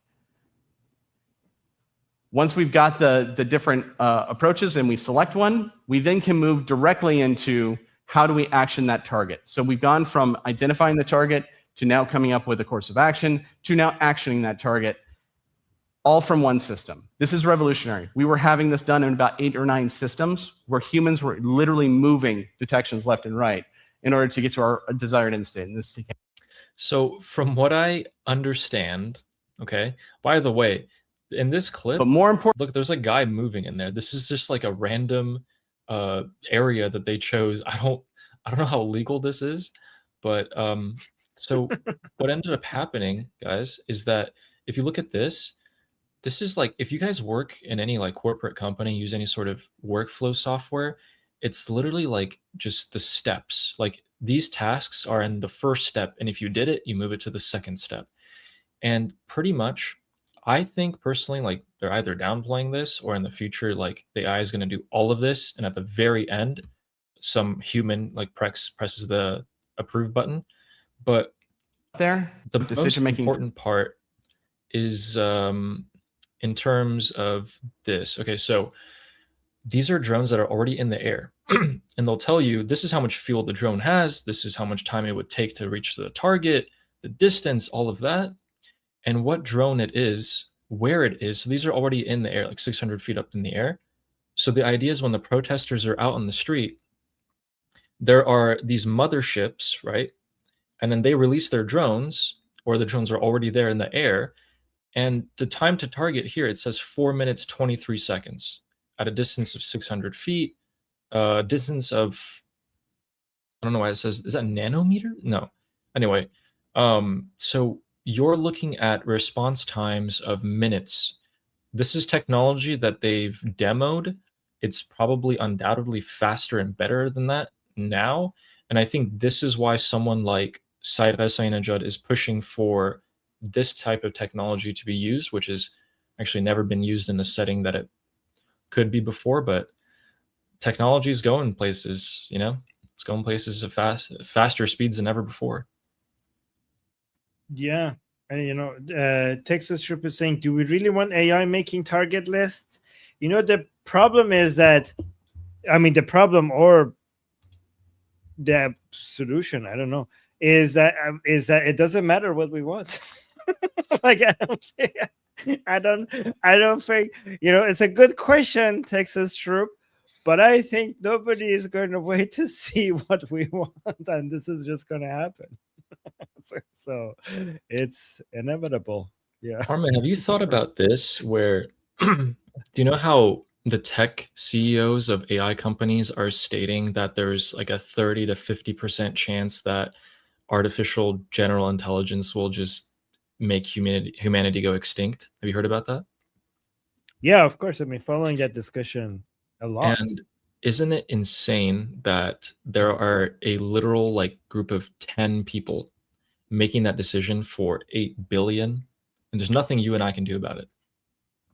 I don't think it's 10 people 1%? making the decision. No, I don't think that's us. First of all, I don't think we're going to go extinct in a bad way.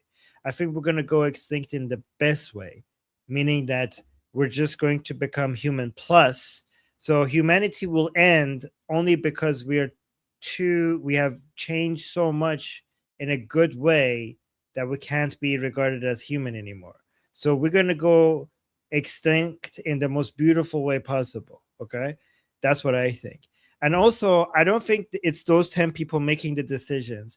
Those 10 people that you're talking about are under pressure by a more deterministic forces of the market than what you think. They're not just making decisions out of their asses based on what they think is good. They're completely constrained by the forces of the market, which is basically involves every single customer's decision, like every single person that is paying the subscription fee to ChatGPT or Gemini or any kind of employee within a software company that says, like, I tried that AI, that's not a good model, that one is better. I think that every single one of these people are involved in this decision-making tree. It's not those 10 people. Plus governments, right? Plus, I mean, yeah, everybody. I think we're involved too. You know, I switched from ChatGPT to Gemini, so I'm involved in that too. Yeah, there you go.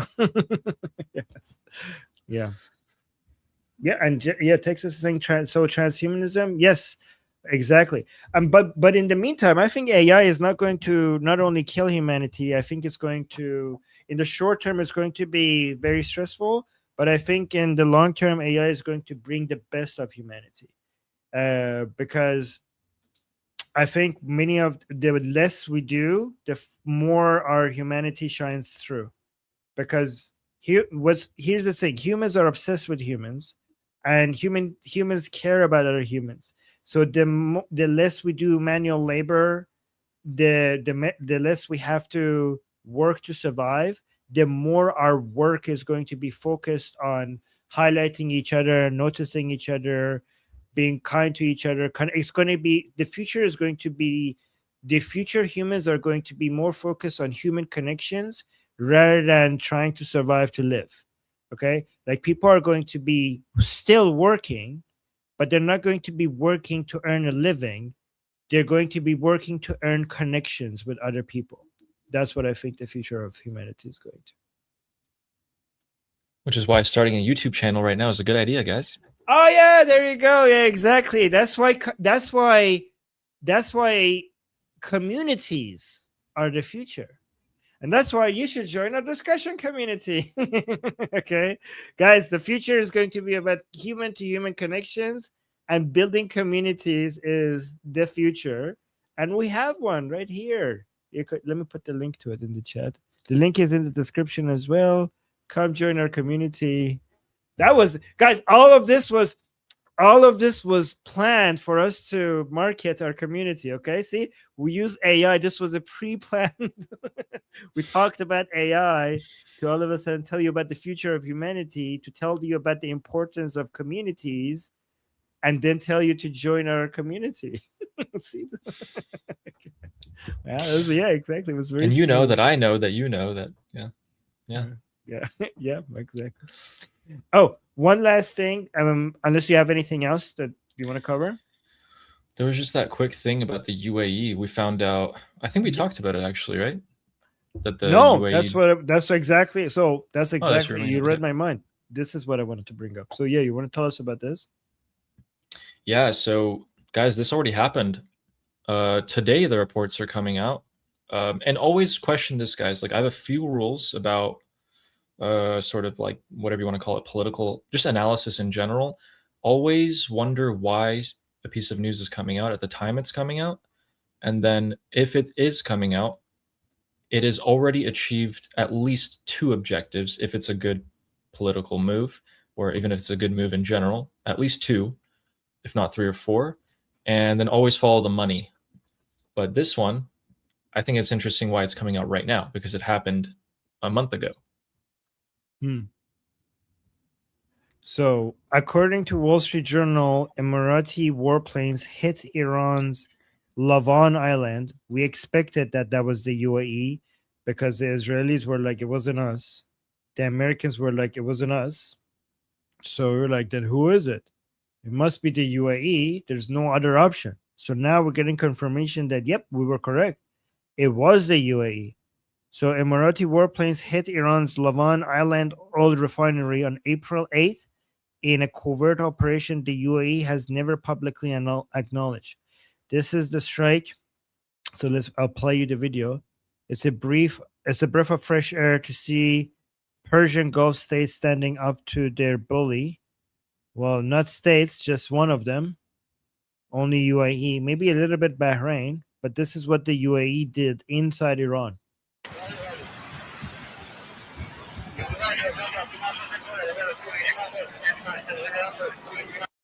So, Ali, why do you think they didn't acknowledge this publicly if they did it? They didn't come out and say that, yay, we did this? You're muted. I think they're just scared because if you're the UAE, your citizens have put so much pressure on you recently to be against the Islamic Republic to the point where you kicked out all of the Iranian nationals. So anyone in the United Arab Emirates who had an Iranian passport, they kicked them out, including like a couple of friends of mine. And so they're super against the Islamic Republic. But then if they were to strike it, wouldn't they want to tell it so that their own people are like, okay, well, we did something. But maybe their fear is more. Or maybe they could have the best of both worlds. We don't acknowledge it so that we don't get like more attacks on us, but also people already know it was us because it was in the United States and it was in Israel. So you could be proud that we did it without acknowledging some level of plausible deniability. So maybe that's the best of both worlds. Yeah. And you guys showed a clip today about how the Persian Gulf Arab states are asking for intel to strike the Islamic Republic. You know, it sounds nice, but all I heard was that they're still strongly considering doing something. Asking for intel is a far cry from actually conducting strikes. Yeah. But the UAE did strikes apparently, which is big. This, by the way, guys, like we're just going through this, but this is like a civilizational change. Like the UAE doing a strike on the Islamic Republic, this is like a beginning of a new era in history. Like this is like a beginning of a new chapter in the Middle East. So we're like, oh yeah, confirmed. It was UAE that had the Lavan Island. Okay, like nope. This is big. This is very big. It's huge. Yeah, exactly. It's huge. Before we go, Nail Bunny was saying this, yes, but what about the robot armies and what they want? So this is what I believe, which is very controversial. When AI gets to the point where it actually genuinely wants something, when we get to that point, not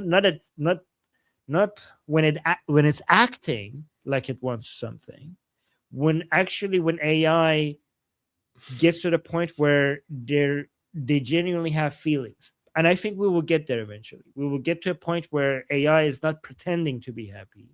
AI is not pretending to be sad. AI is not pretending to be angry. It's actually sad. It's actually happy, because at some point AI will be able to help us reverse engineer the human brain, like the algorithm of the human brain. And if you make AI based on the human connectome, the human brain connectome, then you get genuine sadness and anger and happiness, right? So that's the scary part. But the good part is that when we get to the point where AI is genuinely not just expressing feelings, but feeling those feelings, the humans have also become more like AI. Like, we're going to have so much enhancers.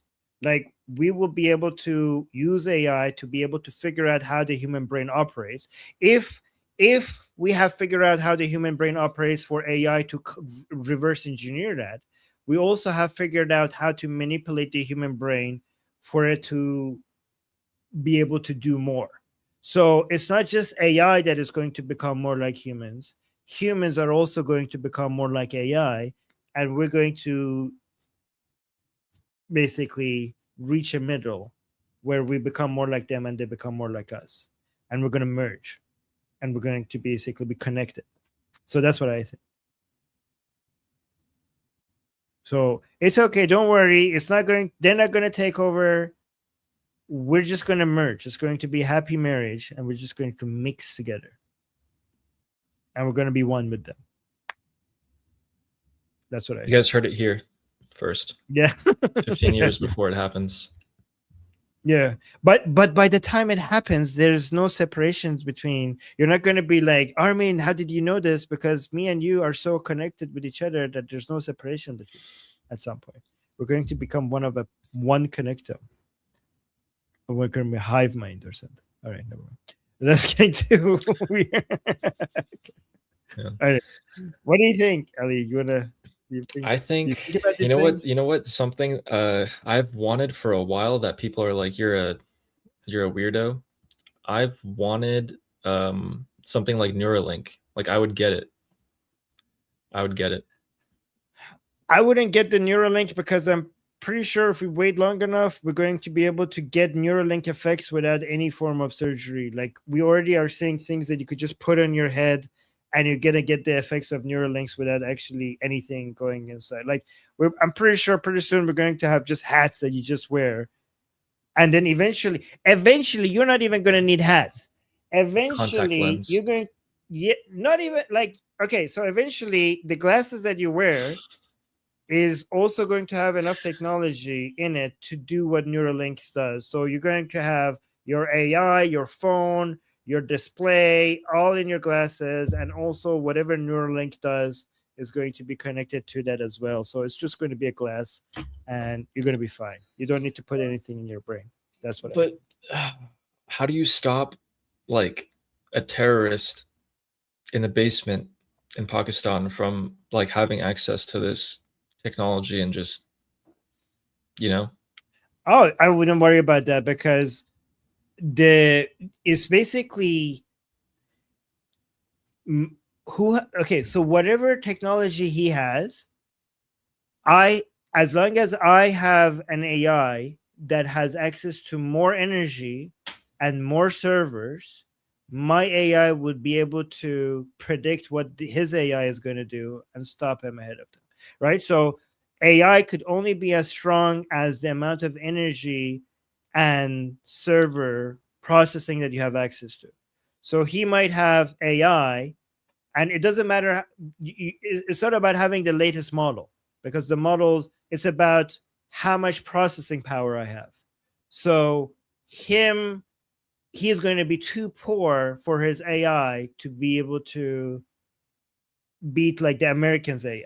And my AI will be able to see that his AI planning like American AIs will be able to see the Pakistani AI from a mile away from coming and doing anything, right?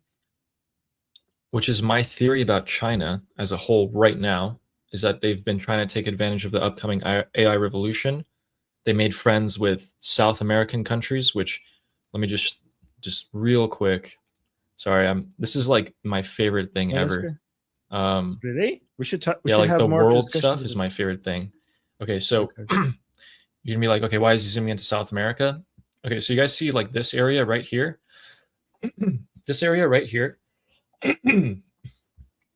holds a lot of rare earths and minerals, so like the metals that you would need to build a phone or a computer. And you know where else contains it? Here, this where I'm putting my circle. So what China did, right, it sink its talons into both that region and this region. And just recently with Trump, they've been undoing the South American influence that the Chinese have been doing. But because the Chinese go into these countries and they build roads and hospitals and schools, these countries like that support and they like that funding. So they want to keep good relations with China, and they let them mine this stuff for free, essentially. And then they've been bringing it all back here, right? They have all the materials they need. They got the brains to build this, but what if you just cut away 30% of their oil now? Venezuela and Iran aren't giving them oil anymore. What if you don't have like what you just talked about? What if the terrorist in the basement doesn't have the energy to run it, but he has everything? He just doesn't have the energy. He can't do anything with it. It's like the fundamental bottleneck. Yeah. So that's what I think. This is, you're so correct. Okay. And this is why China is really trying to invest in solar energy to stop that advantage that the Americans have over fossil fuels. Yeah. But yeah, we should actually talk about these civilized. So you know the thing that you say you like, you say world stuff, it's called basically civilizational changes. From a big picture perspective, those are my favorite topics as well. In fact, every time I see these small news, these small news items, I always like to try to step back a little bit and try to see the big picture of what this is a sign of from a global civilizational perspective and try to make sense of it that way. So I love that as well. And it's the best time to be alive for that type of stuff, because everything is changing. The whole world order is changing. We're in the middle of the fourth industrial revolution with AI and robotics. The world order that started after World War II is completely being rewritten. We're entering in a new Cold War. So if you're interested in all of that, Ali and I are going to be talking about that for the foreseeable future. Which is again, guys, this was all planned. Which is again, right? Oh, you should join our discussion group. Link in the description, and also you could scan that QR code. That's where we talk about these things, and also why you should subscribe to Ali's channel, which I will link to in the chat one more time before we go. And the link to that is also in the description as well. So link in the chat, link in the description. And once the stream is over, at least on Liberty Politics channel, I'm going to add Ali's channel as a collab. So when you see this, when you hit the subscribe button, you can subscribe to Ali's channel as well. Again, somebody's like, stupid commercials. Yeah. Wait, were you talking about what I just said as a commercial? or a YouTube commercial? I don't know which way. All right. Okay, I will stop. I'll stop. Okay, Ali, anything else before we go? Yeah, and lastly, guys, we're going to try and schedule the stream ahead of time so you guys know when we're going to be doing this. We're going to aim for after school. It's like, hey, you want to play after school? So what is that? Yeah. Like Oh yeah. 2:30, like 3 p.m. ish Pacific time, 6 p.m. Eastern. So like an hour after school ends. Yeah, sounds good. Or even sooner, half like an whatever, hour. yeah. Half an hour. Yeah. Okay. Yeah, half an hour after our school discussion ends. By the way, guys, when we say school, we're just talking about our discussion group, not like school. Okay, it's a school with a K. After yes, so we'll every day when we have our 2-hour discussion in our community, and we'll live stream it on Liberty Politics. Half an hour after that, we'll have this discussion here with Ellie. Okay, and we're very responsive to the chat as well here. Oh, can I have nap time? Okay, Texas, we'll allow it. No, you're going in the corner. All right. Okay, guys. We're about to head out. So, yep. I'm Israel Chai. Long live America. Javid Shah. Payende Iran.